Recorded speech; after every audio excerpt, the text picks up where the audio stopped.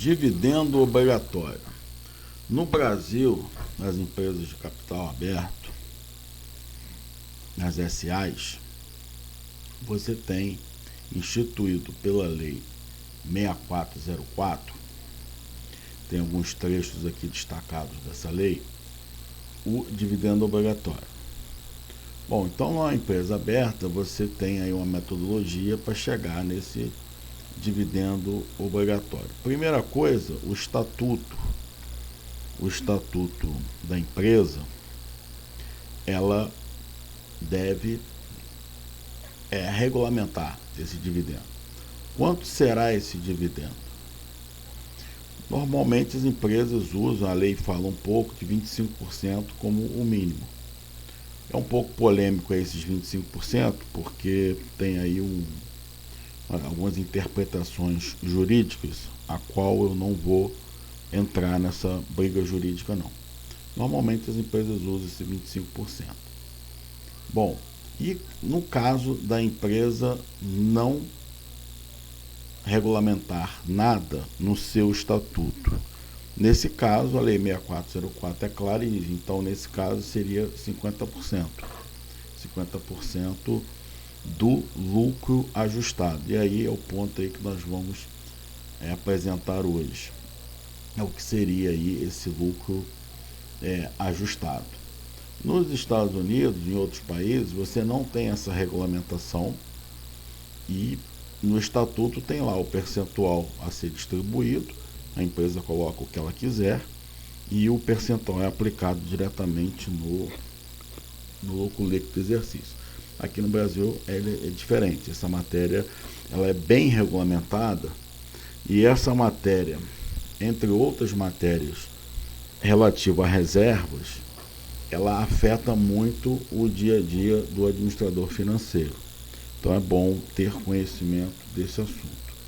Então hoje aqui o destino especificamente vamos falar do dividendo obrigatório. Mas você pode pagar mais do que o mínimo obrigatório? Pode, a empresa pode regulamentar lá no estatuto dela, através de assembleia, você ir além desse obrigatório aí, desse mínimo obrigatório.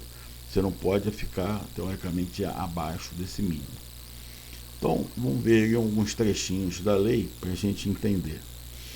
Então, no artigo 202 da lei 6404, estabelece: os acionistas têm direito de receber como dividendo obrigatório em cada exercício a parcela dos lucros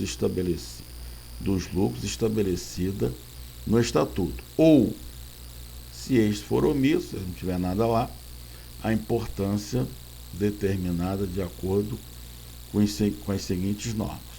Então, tá aí, item 1, metade do lucro líquido do exercício, diminuído ou acrescido dos seguintes valores: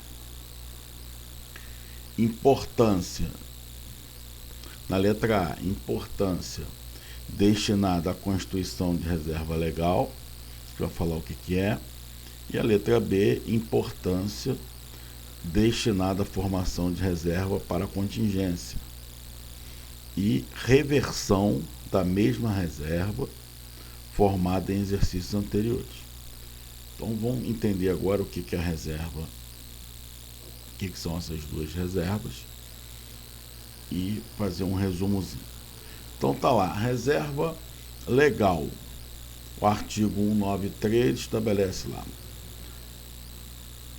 do lucro líquido do exercício, 5% serão aplicados antes de qualquer outra destinação na constituição da reserva legal, que não excederá 20% do capital social. Então você vai lá todo ano, você pega 5% de lucro e coloca nessa reserva. Quando ela chegar em 20% do capital social, ela chegou no teto dela. Quando que ela vai subir de novo? Quando o capital social subir novamente. Você também pode pegar parte do lucro e você ou outras reservas, e também aumentar o capital social todo ano, de maneira que isso aí vai subindo junto, né? Então, 5% do lucro líquido, e tem um teto aí, essa reserva tem um teto. A reserva legal tem por fim assegurar a integridade do capital social e somente poderá ser utilizada para compensar prejuízos ou aumentar o capital.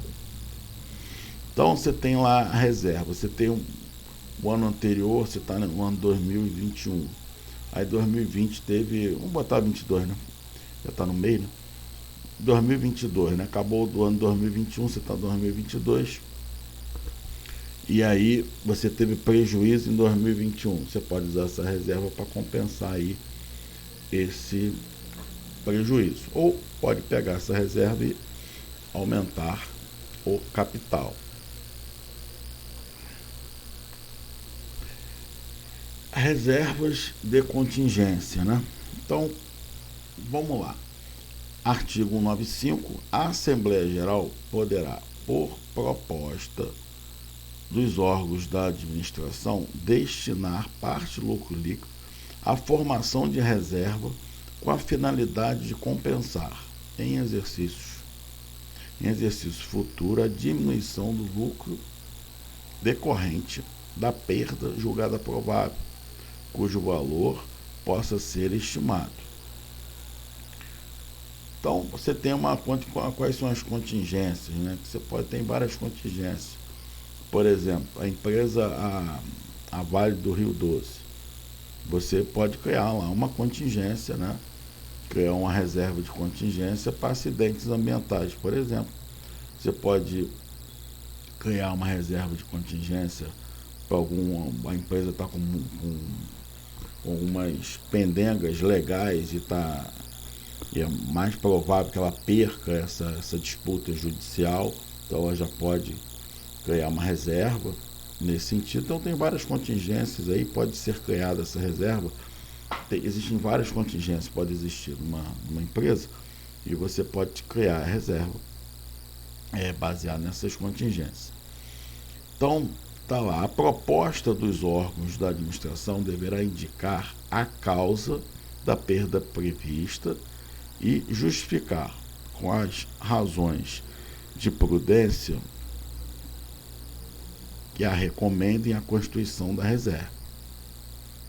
A reserva será revertida no exercício em que deixar de existir as razões que justificaram a sua constituição ou em que ocorrer a perda. Então, você fez uma contingência para alguma disputa judicial. Aí você fez lá 1 milhão de reais. Você estimou lá em 1 milhão de reais. Aí passou, teve a sentença, teve o julgamento aí, e a perda não foi de 1 milhão, foi de menos. Aí você reverte para o lucro aí essa parte aí que não foi utilizada.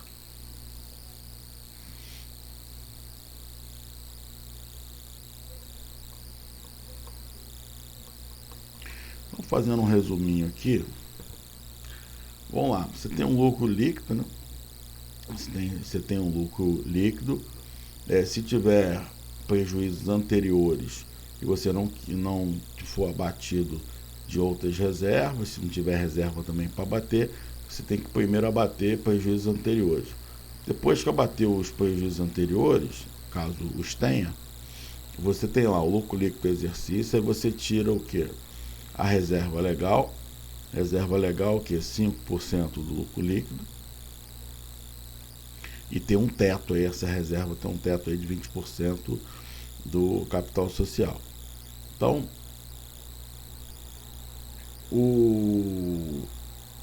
você tira o que desse lucro líquido? Você vai tirar esses 5%, caso não tenha chegado ainda no teto. Se chegar no teto, você para de fazer a reserva, ela já está no máximo dela, não pode passar dali.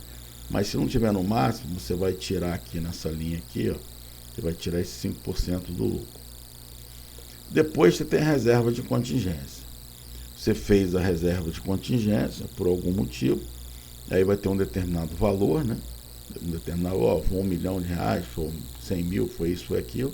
Então você pega as reservas, reserva de contingência pode ser mais de uma, né? Inclusive, você coloca as reservas aqui. Agora, o que seria a reversão da reserva de contingência? Seria o que está escrito lá na lei, né? De reservas constituídas em exercícios anteriores e que você não foi utilizado, você reverte aqui para pagar o dividendo, para formar a base de dados. Então aqui seria a reversão do que não foi utilizado. Então soma aqui. Aí você tem o que? Lucro líquido menos reserva legal, menos reserva de contingência, se tiver, né? Reverte, se tiver reversão, caso tenha soma, aí você tem um lucro líquido ajustado. Sobre esse lucro líquido ajustado é que você vai aplicar os percentuais. O percentual de 25%, né, do estatuto, ou se o estatuto for omisso e não falar nada aí, então os 50%. Mas se a empresa quiser pagar mais de 25%, não tem problema nenhum. Só botar lá no estatuto e será aplicado aqui o percentual sobre esse lucrozinho ajustado, que esse lucro ajustado, a base dele é o que? É o artigo 202 da lei 6404. Então percebam o seguinte, que quando você vai aplicar o modelo de valuation aí, a gente tem que tomar cuidado, porque o modelo de valuation, muitos que tem aí, esse baseado em fluxo de dividendos, ele foi montado baseado numa situação americana onde você não tem essa regulamentação. Então, se for aplicado aqui no Brasil, isso deve ser atentado, que eu chamo de pegar um modelo e dar uma abrasileirada. Todo modelo é muito importante se conheça as suas premissas. E uma vez que as suas premissas mudem, tem alguma alteração, algum tipo de ajuste será necessário. Então, isso aqui foi só um alerta, né, sobre essa questão de dividendo, que é diferente de outros países, mas toda essa questão de patrimônio líquido e de reservas afeta muito a vida do administrador financeiro, ele deve ficar atento a isso. Obrigado por assistir, até o próximo.